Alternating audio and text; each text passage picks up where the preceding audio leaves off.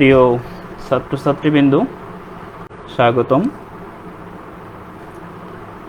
আমার আজকের class plant engineering mechanical ডিপার্টমেন্টের ষষ্ঠ পর্বের একটি সাবজেক্ট। এর কোড হচ্ছে 67063। এখানে প্রথম তিনটে ডিজিট 670, এটা মেকানিক্যাল ডিপার্টমেন্টের কোড, এবং 6 ষষ্ঠ পর্বের কোড, সর্বশেষ 3 হলো এই সাবজেক্টটির ক্রেডিট।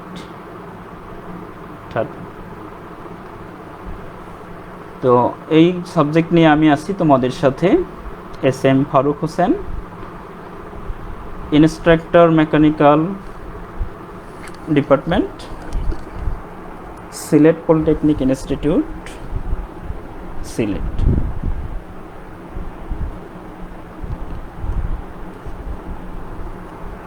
আজকের এই ক্লাসে তোমাদের প্রথম দিনে আছে প্রথম অধ্যায় প্লান্ট মেশিনারি। প্লান্ট মেশিনারি এই অধ্যায়ের মূল আলোচ্য বিষয়। মেশিনারি কিভাবে স্থাপন করা হবে, মেশিনারি কিভাবে কাজে যাবে সেটা নিশ্চিত করা। এই অধ্যায়ের টপিকস ভিত্তিক, বিষয়ভিত্তিক যে আলোচনা আছে সেটি হলো প্লান্ট এবং প্লান্ট ইঞ্জিনিয়ারিং, যন্ত্রাদি স্থাপন ও সমরেখকরণ, প্লান্ট মেশিনারি এর যথাযথ স্থাপন ও যথাযথ সমরেখকরণের প্রয়োজনীয়তা,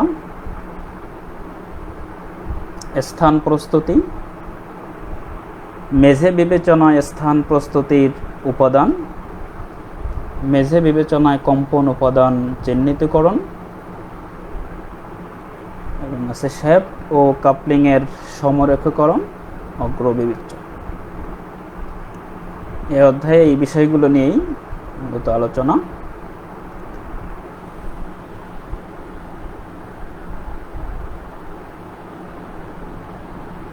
প্রথম বিষয়টা হচ্ছে প্লান্ট এবং প্লান্ট মেশিনারি।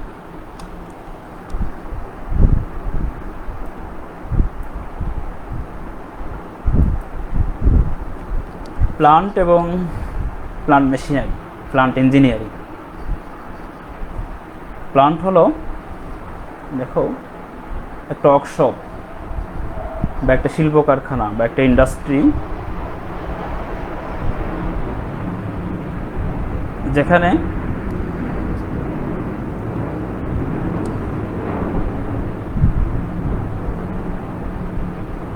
প্লান্ট হলো একটা ইন্ডাস্ট্রিতে বা একটা শিল্প কারখানায় বা একটা ওয়ার্কশপে একটা দ্রব্য উৎপাদন করার জন্য কিছু কাঁচামালের উপরে প্রক্রিয়াকরণ এবং শ্রমিকের মাধ্যমে কাজ করার নির্দিষ্ট নিয়মে কাজ করে একটা দ্রব্য উৎপাদন করা, অর্থাৎ প্রকৌশল কর্মকাণ্ডে প্লান্ট বলতে যেমন ধরো আমাদের বিভিন্ন ইন্ডাস্ট্রি, মেঘনা গ্রুপ অফ ইন্ডাস্ট্রিজ, যেখানে ফ্রেশের তোমরা অনেক জিনিস, আটা, সিমেন্ট, তারপরে চিনি, তেল, এর বাইরেও, তো এটা একটা ইন্ডাস্ট্রি। এখান থেকে একটা নির্দিষ্ট নিয়মে শ্রমিকরা কাজ করে একটা নির্দিষ্ট প্রোডাক্ট উৎপন্ন করে। আনন্দ শিপইয়ার্ড একটা জাহাজ শিল্প, এপাশে অনেকগুলো সিমেন্ট ফ্যাক্টরি আছে, তোমরা যারা মেঘনা ঘাটায় গিয়েছো তারা দেখতে পাবে। আনন্দ শিপইয়ার্ডে সেখানে জাহাজ তৈরি হয়, জাহাজ হলো তাদের প্রোডাক্ট। এখানেও বিভিন্ন ধরনের মেশিন প্রক্রিয়াধীন অবস্থায় থাকে, plasma cutting machine, welding machine, bend machine, এরপরে সব ছোট ছোট জিনিস, শিটগুলো এক জায়গায় করে একটা ফাইনাল প্রোডাক্ট জাহাজ হিসেবে তারা ছেড়ে দেয়।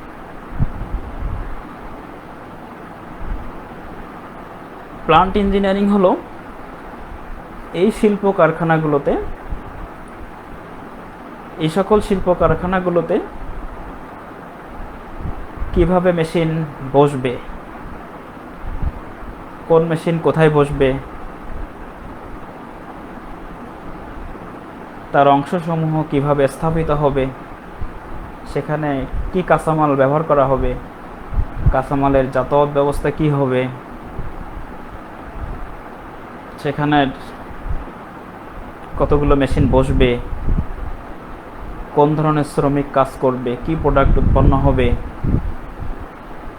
এ সকল বিষয়ে যে বিশদ আলোচনা করা হয়, যে সাবজেক্টটা, সেটা হচ্ছে প্ল্যান্ট ইঞ্জিনিয়ারিং।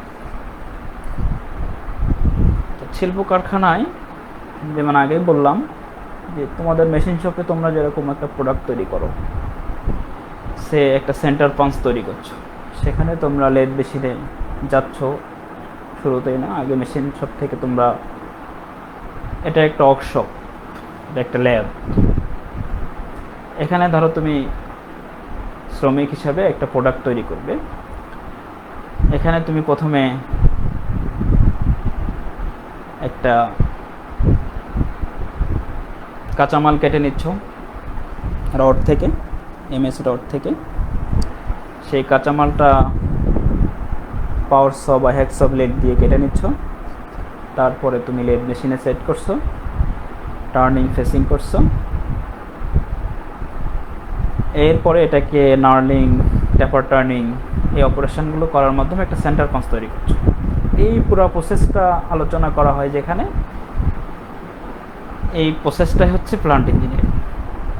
তবে তোমার এই প্রোডাক্ট তৈরির যে থিমটা আমি দিলাম, তার আগেই কিন্তু তোমার লেদ মেশিনটা স্থাপন করতে হবে, এটাও প্লান্ট ইঞ্জিনিয়ারিংয়ের একটা অংশ।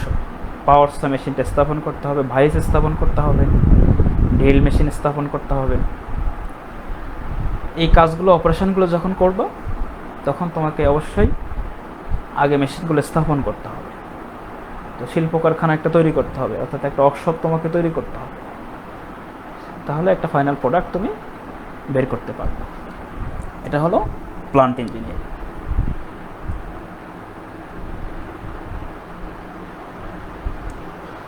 এরপরে দেখো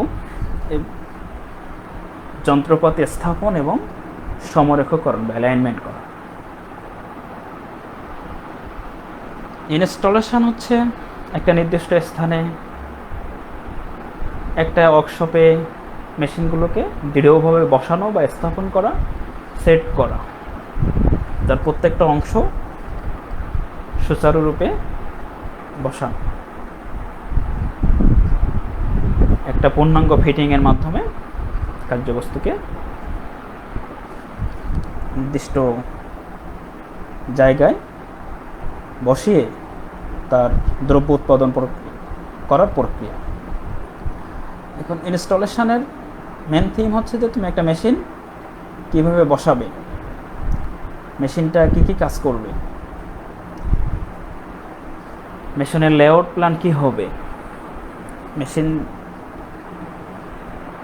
কতগুলো একই ধরনের মেশিন বসবে, এই জিনিসগুলো এখানে খেয়াল করতে হবে।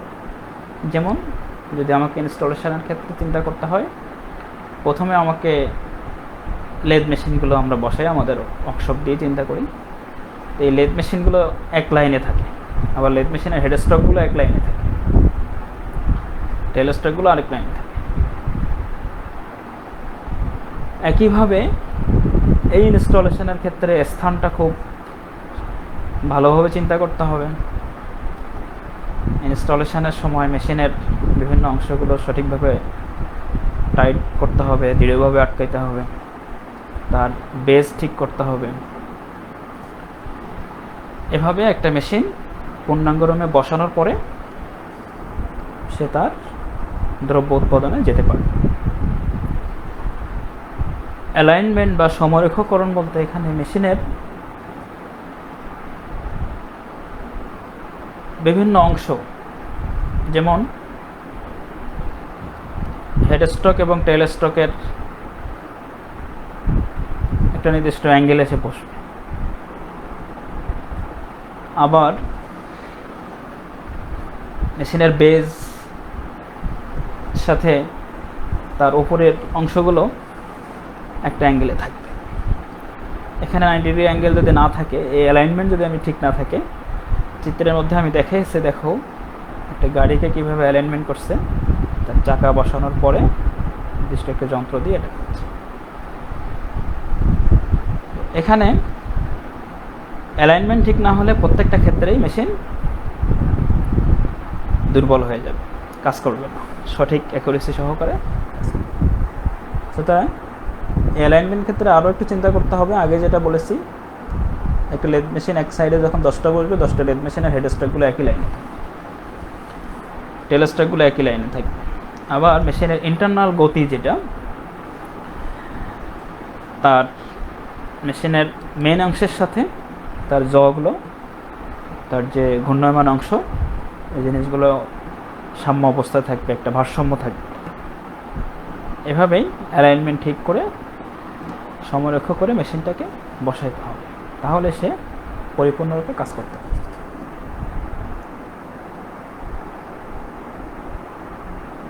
প্লান্ট মেশিনারি যথাযথ স্থাপন ও সমরক্ষকরণের প্রয়োজনীয়তা, যেটা আগেই বলতেছিলাম, যে এখানে যে বিষয়গুলো আমাদেরকে খেয়াল করতে হবে সেটা হলো মেশিনকে দৃঢ়ভাবে স্থাপন করতে হবে।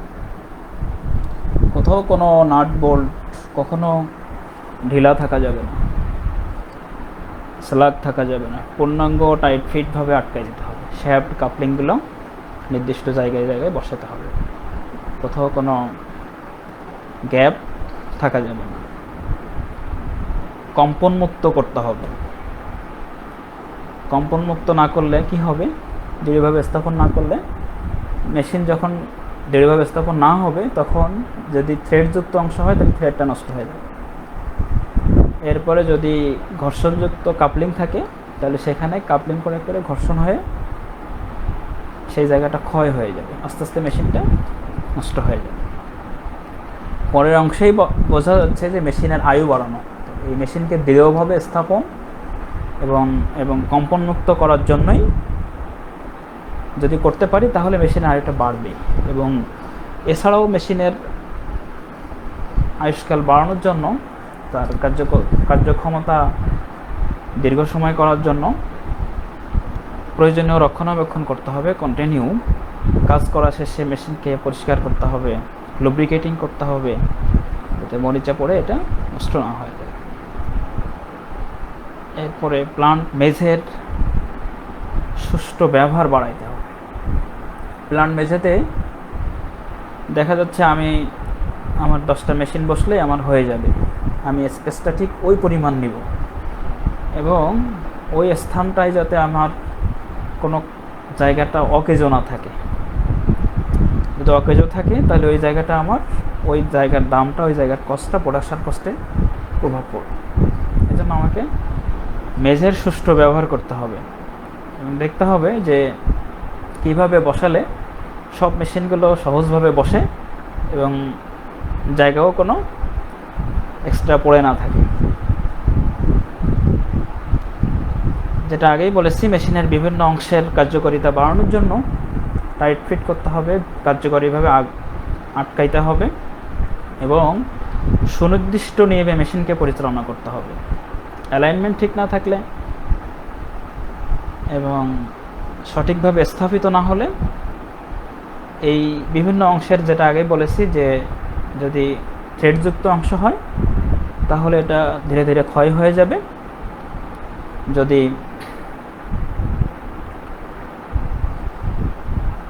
থ্রেডযুক্ত অংশ না হয়, কাপলিং জায়গা হয়, তাহলে ঘর্ষণে ক্ষয় হয়ে যাবে। এভাবে মেশিনটা বিভিন্ন অংশ, যন্ত্রাংশগুলো ক্ষয় হয়ে নষ্ট হয়ে যাবে। এছাড়াও দুর্ঘটনা কমে আনতে হবে। দুর্ঘটনা আমাদের সবার জন্যই ক্ষতিকর, মেশিন ইন্ডাস্ট্রিয়ালিস্টদের জন্য ক্ষতিকর, যারা শ্রমিক তাদের জন্য ক্ষতিকর, মেশিনের জন্য ক্ষতিকর, দেশের জন্য ক্ষতিকর। সুতরাং কাজ করার সময় মনোযোগ থাকতে হবে। অ্যালাইনমেন্ট ঠিক না থাকলে মেশিন ক্ষয় হয়ে হয়ে আস্তে আস্তে ভেঙে যাবে, তখন দুর্ঘটনা হওয়ার সম্ভাবনা বেশি থাকবে। এবং মেশিনিস্ট যারা, যদি একটা মেশিন যখন একজন মেশিনিস্ট ধরে, তখন তার কী অবস্থা, সে যদি মেশিনটাকে পরিপূর্ণ সুস্থভাবে পায়, স্বাভাবিকভাবে পায়, ফিটফাট পায়, তাহলে সে কাজে স্বাচ্ছন্দ্য বোধ করে এবং ওই কাজে তার ধীরে ধীরে দক্ষতা বাড়ে। কিন্তু যদি সে মেশিন চালানো শুরু করলো, দেখা যাচ্ছে যে তার জ্বরটা ঠিকমতো কাজ করছে না, তারপরে তার গিয়ারগুলো ঠিকমতো পড়তেছে না। হতে পারে এটা গিয়ার ঠিকমতো সেট আপ না হওয়ার কারণে, হতে পারে এটা ঠিকমতো অ্যালাইনমেন্ট না থাকার কারণে, হতে পারে সাম্য অবস্থা না থাকার কারণে, গতি ঠিক না থাকার কারণে। এই জিনিসগুলো যখন থাকবে, মেশিনিস্টের কাজে দক্ষতা বাড়বে যদি এটা সব দিক থেকে ঠিকঠাক থাকে। একটা মেশিনিস্ট যখন কাজ করবে, তার মেশিন যদি ফিট থাকে, তাহলে সে এই কাজে আরও বেশি পারদর্শী হবে। এছাড়াও আলো বাতাসের ব্যবস্থা থাকতে হবে পর্যাপ্ত।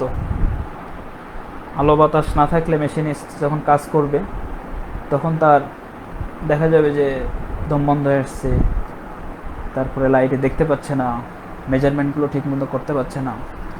এই জন্য পর্যাপ্ত আলো বাতাসের ব্যবস্থা থাকতে হবে। এছাড়া তার চলমান স্থানগুলোতে সে সঠিকভাবে চলতে পারে এরকম ব্যবস্থা থাকতে হবে। এই সকল সব দিক থেকেই প্রোডাক্টের গুণগত মান অবশ্যই নিশ্চিত করতে হবে।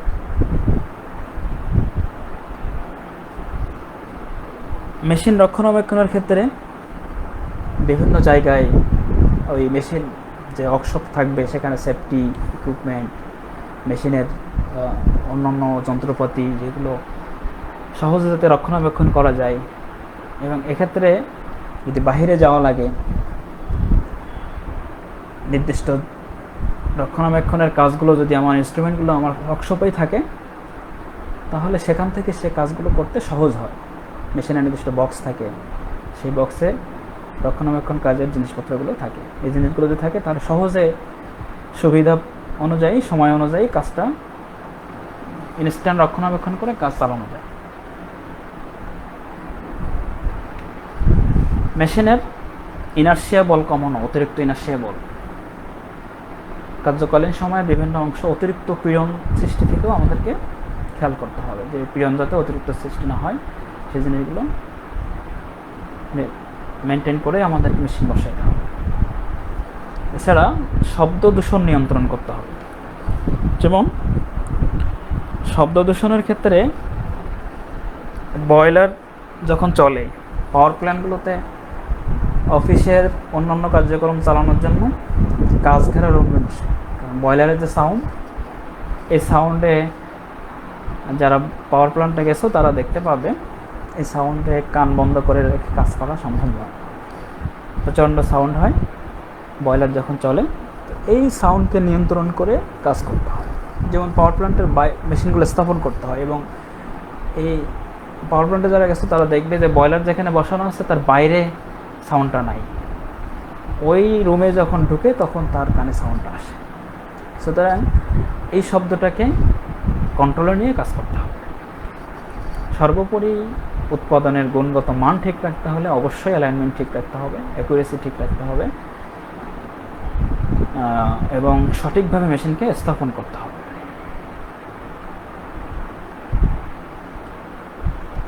স্থান প্রস্তুতি, কোন মেশিন যখন কোথাও বসবে, সেই জায়গাটাকে পূর্ব তার নির্দেশনা অনুযায়ী প্রস্তুতি নেওয়া, সেখানে অয়েল বোল দেওয়া, ঢালাই করা, তারপরে যদি অন্যান্য ইকুইপমেন্ট লাগে সেগুলোকে নির্দিষ্টভাবে মেনটেন করে অ্যালাইনমেন্ট করে বসানো, লেবেলিং করা। ভিত্তির জন্য তার মেঝেতে ঢালাই করে সেখানে লেবেল করে, যদি লেবেল ঠিক না হয় তাহলে মেশিন কম্পনমুক্ত হবে না। লেবেলটাকে অবশ্যই ঠিক করতে হবে।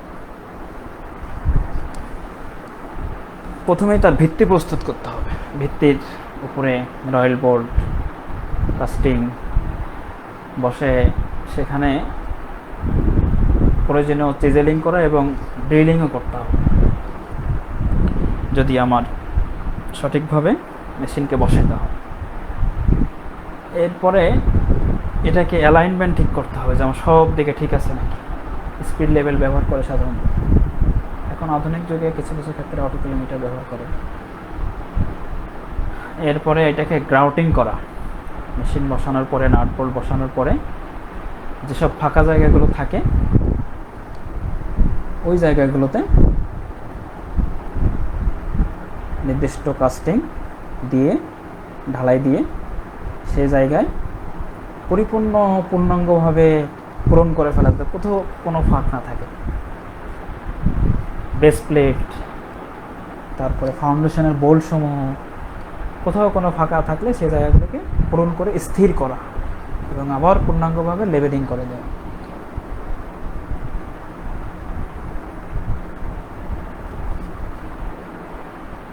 এভাবে ফাইনালি একটা জায়গা প্রস্তুত করে তারপর মেশিনটাকে নাট বোল্টের মাধ্যমে টাইট করে ফাউন্ডেশনে স্থির করা হয়।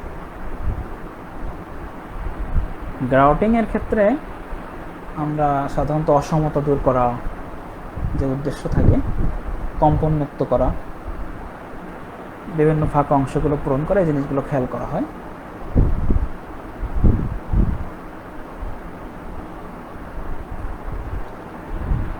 মেজের ক্ষেত্রে যে জিনিসগুলো আমরা উপাদান হিসাবে চিন্তা করি মেজের স্থান প্রস্তুতির জন্য,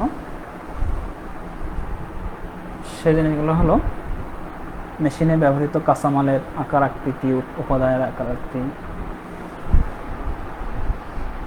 যে কাঁচামালটা আসবে সেটা মেশিনে বসাইতে হবে। সুতরাং মেশিনের দুই পাশে জায়গা থাকতে হবে যে কাঁচামালটা আমি লাগাবো মেশিনের যেখানে আমি কাজ করব।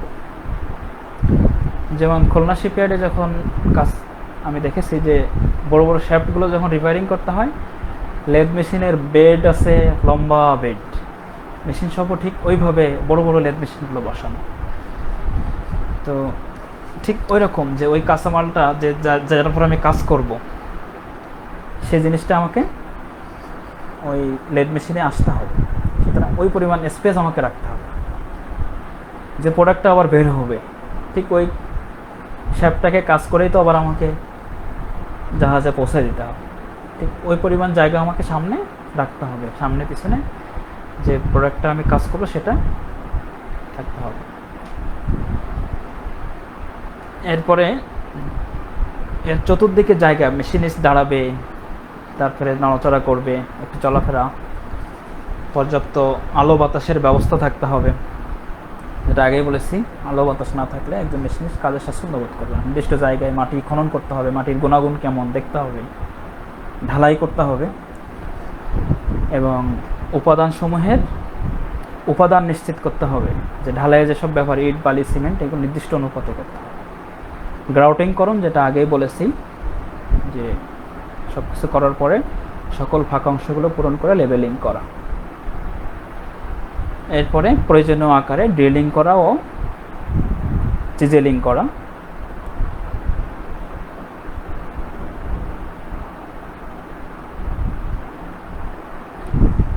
এরপরে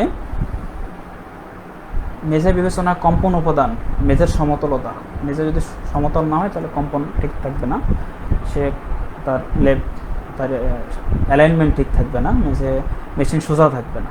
মেঝের কম্পন এবং রোধন, মেঝের কম্পন রোধক এবং শোষণ ক্ষমতা থাকতে হবে। বিভিন্ন অংশের মধ্যে অ্যালাইনমেন্ট ঠিক থাকতে হবে, সমরেখতা থাকতে হবে। যেটা আগে বলেছি, হেড স্ট্রোকগুলো একই লাইনে থাকবে, টেল স্ট্রোকগুলো একই লাইনে থাকবে।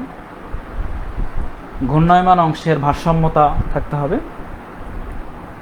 যেটা প্রথমে বলেছি আমি যে ঘূর্ণায়মান অংশ মেশিনের যে আমরা যে চাক বলি যেটাকে, এটা যখন ঘুরবে, 3 চাক, এই যখন ঘুরবে তখন অবশ্যই এর বিভিন্ন অংশগুলো যেন ভারসাম্য অবস্থায় থাকে, এর গতি ঠিক থাকতে হবে। অতিরিক্ত গতি হলেও আবার নষ্ট হবে, কম গতি হলেও কাজ করা যাবে। এরপরে মেশিনের বেজ অন্যান্য দেরি অংশের সাথে এলাস্টিক গুণ থাকতে হবে, স্থিতিস্থাপক গুণ থাকতে হবে। মেশিনগুলো যদি ইলাস্টিসিটি ঠিক না থাকে তাহলে মেশিন সঠিকভাবে কাজ করবে। পূর্বেই বলেছি যথাযথ রক্ষণাবেক্ষণ পদ্ধতি থাকতে হবে।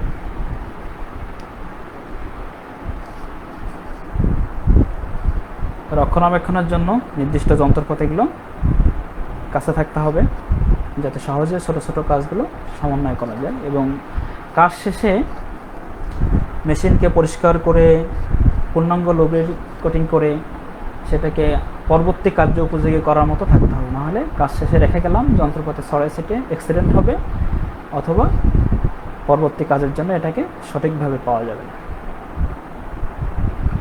এরপরে শ্যাফট এবং কাপলিংয়ের ক্ষেত্রে যে বিষয়গুলো চিন্তা করা হয় সেটা হলো, শ্যাফট কাপলিং করা হয় অনাকাঙ্ক্ষিত কম্পন সৃষ্টি রোধ করা, এখানে এমনভাবে দৃঢ়ভাবে আটকানো যাতে এটাকে সে কম্পন সৃষ্টি রোধ করে। আসলে শ্যাফট হচ্ছে একটা ঘূর্ণায়মান যন্ত্রাংশ যা ঘূর্ণনের মাধ্যমে শক্তি স্থানান্তর করতে পারে। এখানে চিত্রের মধ্যে দেখানো হচ্ছে, এখানে ঠিক যে খাসে যেটা বসার সেটাকে সেখানে বসায়। যেমন আমরা দেখি একটা চাবি যেরকম ঘোরানোর সময় যদি নির্দিষ্ট নিয়মে না ঘোরানো হয়, নির্দিষ্ট জায়গায় না পড়ে, তাহলে তালাটা খুলে না। ঠিক সেম ওয়েতে আমাকে অবশ্যই শ্যাফট কাপলিং করার সময় এই নির্দিষ্ট জায়গায় নির্দিষ্ট জিনিস সঠিকভাবে বসাইতে হবে, নাহলে আগের মতো বলেছি যে ঘর্ষণ এটি নষ্ট হয়ে যাবে। কাপলিংয়ের জোর দৃঢ় হতে হবে, অনাকাঙ্ক্ষিত প্রেস এটাকে রোধ করতে হবে, এবং যাতে এটা ভেঙে না যায়, নষ্ট হয়ে না যায়, সে ধরনের লোড প্রয়োগ করতে হবে।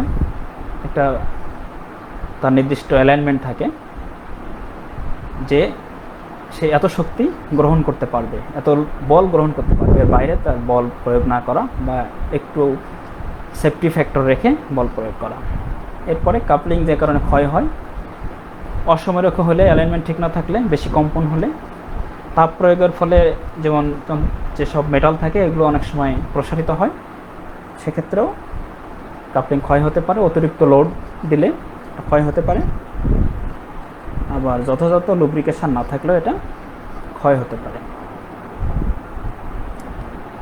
সর্বশেষ একটা জিনিস আমি তোমাদেরকে বলেছি যে তোমাদেরকে অটোকোলিমেটার, এটা কাজ হলো এর বিভিন্ন অংশ থাকে, কোলিমেটার, টেলিস্কোপ, আইপিস এবং মাইক্রোমিটার, সেটিং লাইন, স্কেল এবং আলোক উৎস, এই কয়টা অংশ নিয়ে অটোকোলিমেটার গঠিত।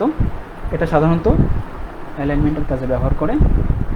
এখানে আলোক রশ্মি যদি সমতলীয় প্রতিফলিত তলে পতিত হয়, অর্থাৎ প্রতিফলন তল আলোক রশ্মির সাথে যদি লম্বভাবে থাকে তাহলে আবার সোজাসুজি ফিরে আসে, অর্থাৎ আমার অ্যালাইনমেন্ট ঠিক আছে। আর যদি কাত হয়ে থাকে তাহলে প্রতিফলিত রশ্মি তার দ্বিগুণ কোণে সরে যাবে। তো তোমাদের বাড়ির কাজ, এই প্রশ্নগুলো তোমরা দেখবে। প্লান্ট ইঞ্জিনিয়ারিং কি, গ্রাউটিং কি, প্লান্ট মেশিনের স্থাপন ও সমরেখকরণের প্রয়োজনীয়তা, মেশিন টুলসের সমরেখ পরীক্ষার নীতিগুলো, একটি অটোকোলিমেটারের গঠন ও কার্যপ্রণালী, এগুলো লিখবে, পড়বে।